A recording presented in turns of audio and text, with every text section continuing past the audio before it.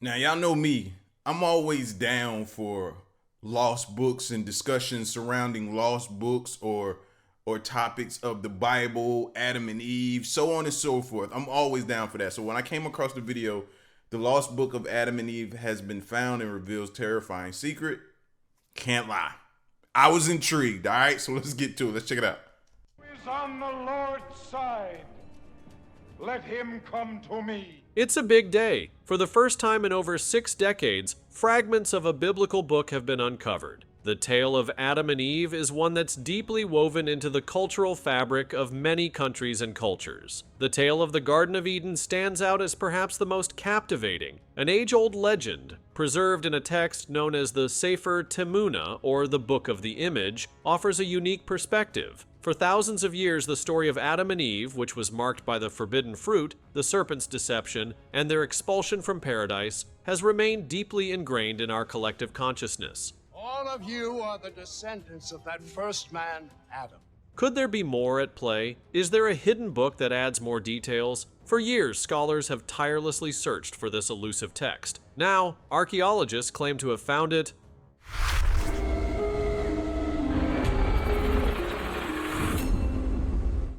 The discovery.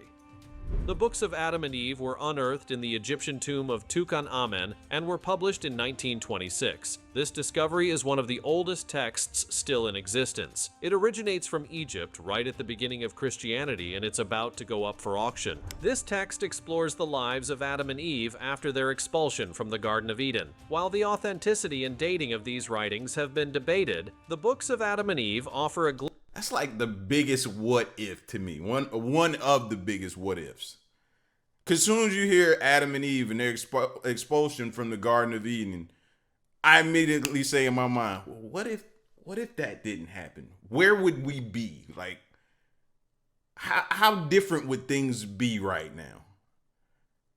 And then my mind starts to go down a rabbit hole in my mind of different thoughts and what ifs. You know what I mean? But hearing that every time, that's one of the things I think about. Like, what if they didn't, and how would things be? Glimpse into the ancient beliefs of early humanity. The Greek name for this work is the Apocalypse of Moses. Paul likely came across this text in some form, as it is referenced in 2 Corinthians. Initially presented as a revelation to Moses, the Latin version begins with an English translation. Although the exact date of the text's creation remains unclear, scholars generally agree that it was written in the 1st century CE in a Semitic language. Who is on the Lord's side? Let him come to me. However, it's likely that the story was shared orally for generations before it was ever written down. The earliest Latin manuscripts of this text date from the 9th, 10th, and 12th centuries. The history of this work is somewhat obscure, as it was long considered pseudepigraphical, a category that includes biblical writings thought to be inaccurately attributed to historical figures. The book was excluded from the official Bible due to its controversial status. Even though some believe it to be pseudepigraphical, the work provides valuable insights into the historical context of early biblical events. This text is essentially an oral tradition passed down through generations, linking the creation of humanity with the moment it was recorded. All of you are the descendants of that first man, Adam. Stay with us. The story is just beginning to unfold. The Book of Adam and Eve. The Book of Adam and Eve is a record of what happened after Adam and Eve were expelled from the Garden of Eden. It is also known by names such as the Contradiction of Adam and Eve or the Conflict of Adam and Eve with Satan. According to the story, Satan told Adam and Eve that the fruit was actually good for them, but God did not want them to eat it. Satan tried to convince them that God could not be trusted. It is believed that an anonymous Egyptian author first wrote this narrative in Arabic. Over time, the story spread and was eventually translated into Ethiopian. Although the exact time the Book of Adam and Eve was written remains uncertain, many scholars suggest it was composed several decades before the birth of Jesus. The book was first published in English during the 19th century. The text is made up of 2 books. The first, known as Book Y, details Adam and Eve's journey after leaving Eden, including the temptations they faced from Satan. The Book of Adam also reveals that Cain and Abel had twin sisters. Cain killed Abel out of jealousy because he was in love with his twin sister, Lulu. So to me, and that's one of the places my mind goes, like, right? Temptation. Would we have a world without temptation if they had not succumbed to it? To which my rebuttal to that, when I think about that, is, well, they were facing it there. Even if they would have not succumb to it, there would still be temptation, right? So then my mind would be like, well, would we be a lot stronger then? Because temptation, when it comes to temptation, I view us as not the strongest. Mankind is not the strongest when met up against temptation, right? You know, we have some people who are, but for the most part, just look at the crime. Just look at everything that's going on. The jails, all this type of stuff like that. And a lot of that be due to temptation. Look at the cheating rates, divorce rates and stuff like that for cheating. A lot of that due to temptation, right? Drug addicts, drugs, all that type of stuff. Would we be a formidable opponent for temptation had they not succumbed to it? It's not like I'm sitting here trying to blame Adam and Eve for all of our problems. I'm just asking, do you think if they had not succumbed, then we would be a lot better against, temptation, peer pressure, all that type of stuff? Lua, but his parents wanted him to marry Aklia, Abel's twin. The second book focuses on the history of the patriarchs before the flood. In addition, it tells the story of the children of Seth, who lived on Mount Hermon, the holy mountain, until Jenan and the daughters of Cain persuaded them to leave. As fallen angels, they lost God's favor. The narrative also describes the death of Cain at the hands of Lamech the blind, and recounts the lives of other patriarchs leading up to Noah's birth. In the first book, the serpent, cursed by God, attempts to harm Adam and Eve, but God intervenes, rendering the serpent mute and sending it to India. Satan also tries repeatedly to deceive and kill Adam and Eve. In one instance, he throws a boulder to crush them, but God saves them and compares this event to the future resurrection of Christ. God also foretells significant biblical events, including Noah's flood. Book 1 emphasizes Adam's sorrow and helplessness in the outside world after leaving Eden. When God sent Adam and Eve out of the garden, he specifically avoided placing them at the northern border to prevent them from washing in the waters there and forgetting their sin. He also avoided placing them on the southern side of the garden, where the wind might carry the scent of the garden's trees, possibly leading them to forget their wrongdoing. Instead, God directed Adam to the western border of the garden, where the earth was vast. Adam and Eve were instructed to live in a cave known as the Cave of Treasures, located beneath the garden. When Adam and Eve left the garden, they walked on unfamiliar ground, unsure of where they were. As they reached the entrance and saw the vast earth before them, covered in stones and sand, they were overwhelmed with fear. They collapsed in terror, feeling as though they had died. Having come from a beautiful garden filled with trees, they were now in a strange, unfamiliar land. Seeing their distress, God had compassion on them. When he saw them fall at the garden's gate, he sent his word to lift them from the ground. Adam and Eve wept as they looked at their altered bodies and mourned the consequences of their actions. They then made their way to the Cave of Treasures. As they approached, Adam expressed his sorrow, comparing the cave to the garden. He lamented the narrowness of the cave, the rock formations, and the darkness surrounding them. Nothing could compare to the light and beauty of the garden.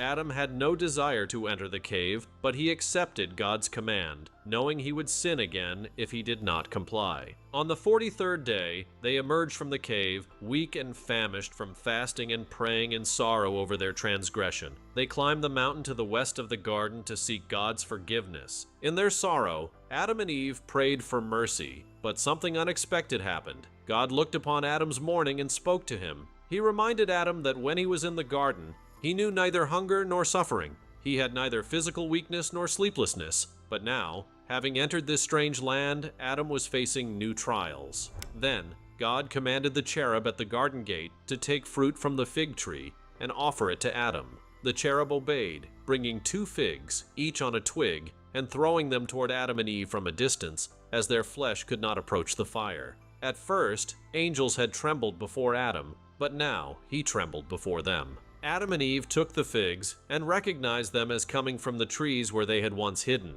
They wept bitterly upon realizing the significance of the fruit. Meanwhile, Satan and 10 of his followers transformed into beautiful maidens. These maidens emerged from the river, marveling at Adam and Eve's appearance. They wondered aloud if there was another world below them, filled with such lovely creatures. The maidens told Adam and Eve that they were abundant creations, multiplying through marriage and bearing children. When Adam asked about their multiplication, they explained that they had husbands who fathered children, who grew up, married, and had children of their own. The maidens then called their husbands and children to join them, and everyone gathered by the river. Seeing this, Adam and Eve stood amazed. The maidens encouraged Adam and Eve to follow their example and marry, assuring them they too could have children. This was a deception by Satan, hoping to mislead Adam. Satan's plan was... See what I'm saying? Now tell me that doesn't mimic a lot of lives, of our lives, right? Everything's going good. Then you do something wrong, right? And then you get knocked down the ladder, right? And then you start, you gain the strength, you get back on track, and you back focus, and you start climbing back up the ladder. And then here's something else goes wrong. Once you get back up into a comfortable position, everything looks like it's going right.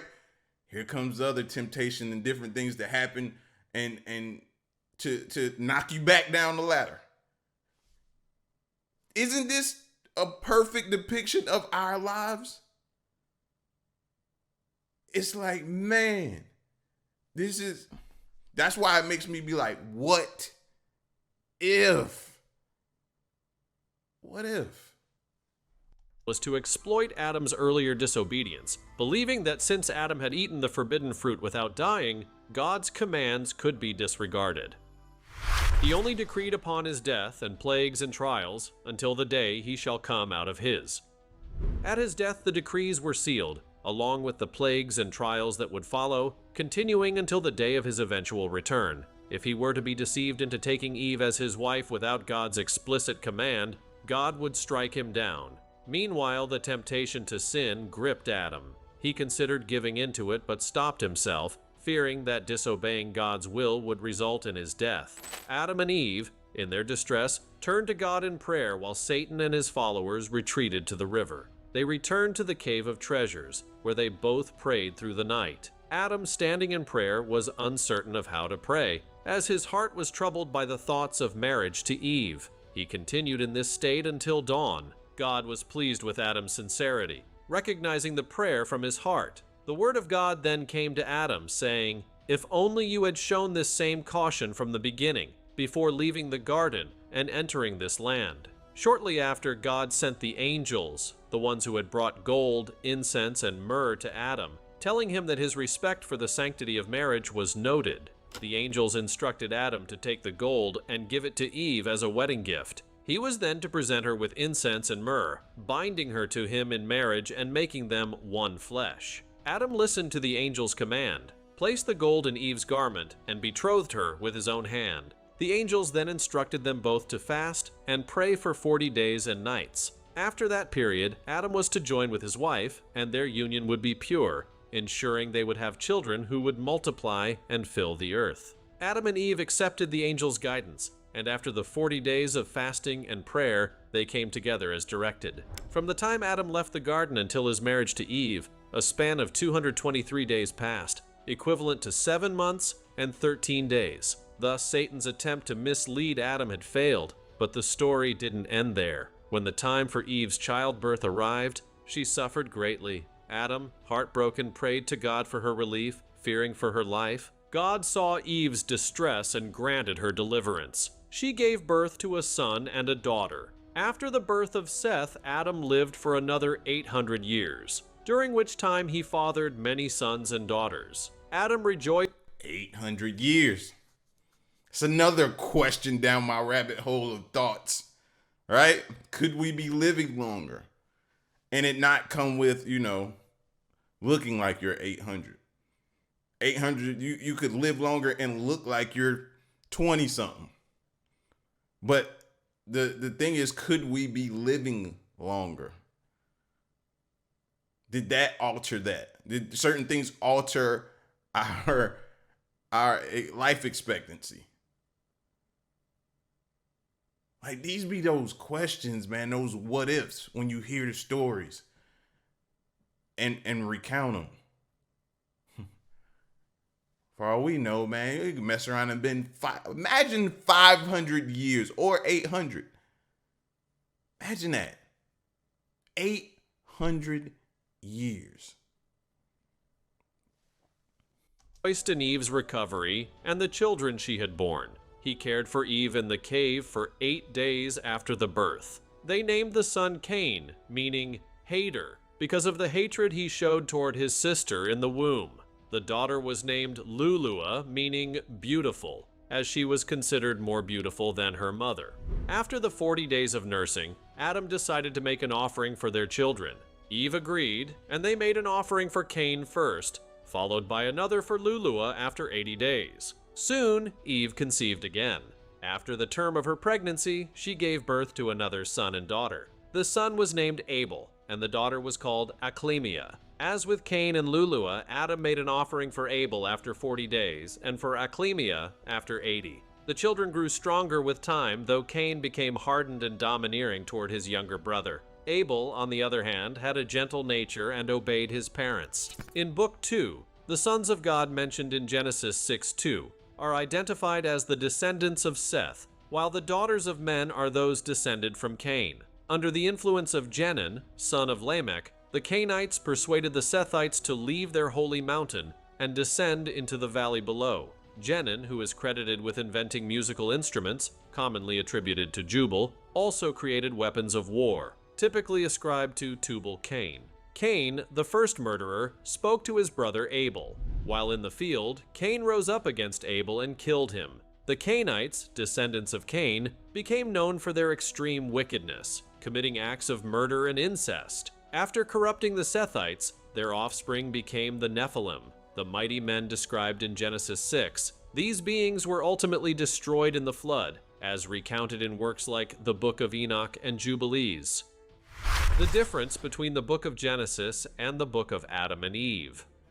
The creation stories from the Bible have long captured the imagination of humanity, providing explanations for both our existence and the world we inhabit. In the Judeo-Christian tradition, two major accounts of creation stand out: the Book of Genesis and the Book of Adam and Eve. While both texts share a common theme of a divine creator and humanity's role in creation, they present different views on God, humanity, and the nature of good and evil. The Book of Genesis, the first book of the Hebrew Bible and Christian Old Testament, is traditionally attributed to Moses. However, modern scholars suggest that Genesis was likely compiled from various oral traditions over an extended period, making its authorship more complex than initially thought. Genesis is central to both Judaism and Christianity, viewed as divinely inspired and foundational to these faiths. In contrast, the Book of Adam and Eve is not considered part of the Hebrew Bible or Christian canon. It is an extra-canonical text, meaning it was excluded from the official scripture. Several versions of the Book of Adam and Eve exist,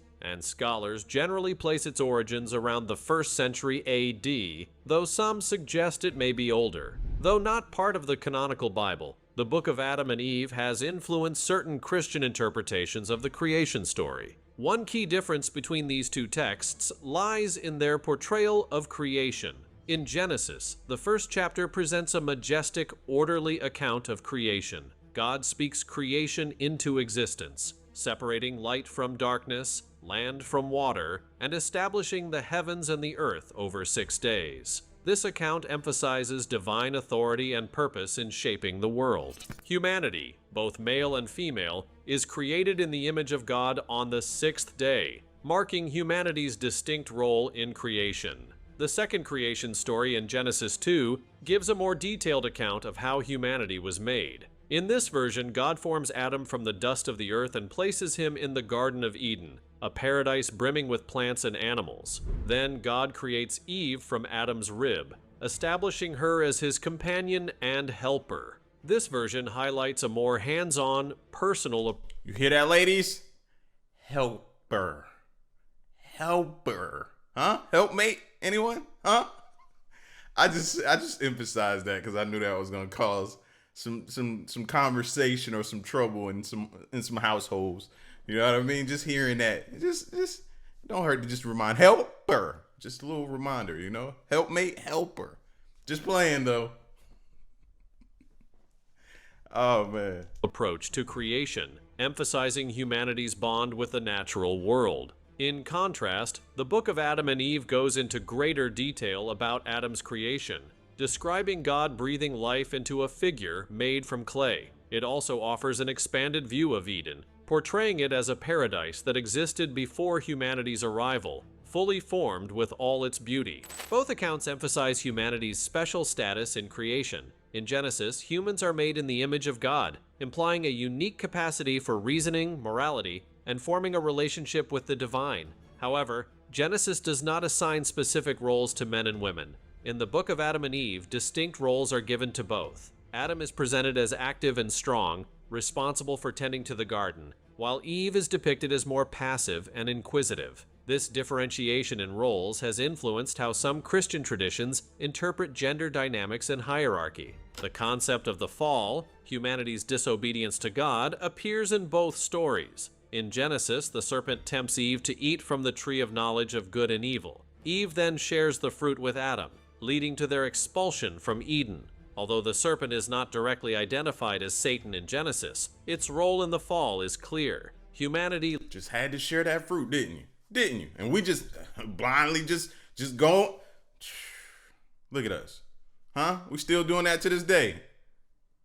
Taste this, honey. Taste this. And we just, oh, okay. Good. Good. loses its innocence and immortality, and is burdened with mortality, toil, and suffering. The Book of Adam and Eve provides a more detailed account of the fall. In this version, the serpent speaks directly to Eve, appealing to her desire for knowledge and her wish to be equal to God. This narrative puts greater emphasis on Eve's involvement in the sin, portraying her as the first to give in to temptation.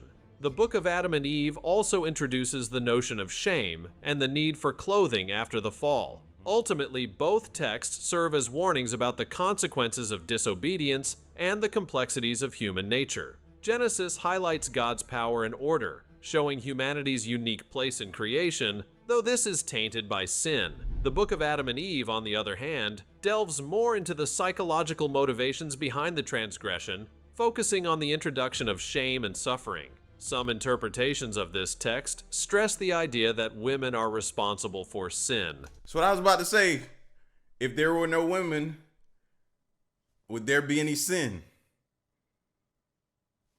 Would there be any sin? But that would be boring. Can you imagine a life without women? That would be boring. That ain't no fun. Fellas, I don't even like going to parties, and it's just meant back in the day. Nowadays, we go to parties to get away from the women sometimes, and it just be us fellas. You know what I mean? But younger, you ain't want to go to a party with just males. Could you imagine how it would be? Somebody just had the nerves to say it would be quieter. I heard you. I heard you say it would be quieter, bro. That's not cool. You shouldn't say that. Whoever it was that said that, that's not cool, bro. It would not be quiet. It would not be quieter. It would not be quieter. Wow. I can't believe y'all said that. While also supporting the need for male dominance. The differences between these two accounts have sparked theological debates for centuries. Some view the stories as complementary, offering various perspectives on the same event, while others see them as contradictory, raising questions about their accuracy and how they should be interpreted. No matter the interpretation, these contrasting creation stories have had a profound influence on cultural and religious views, shaping our understanding of human nature, morality, and our relationship with God. What do you think the truth is about the Book of Adam and Eve?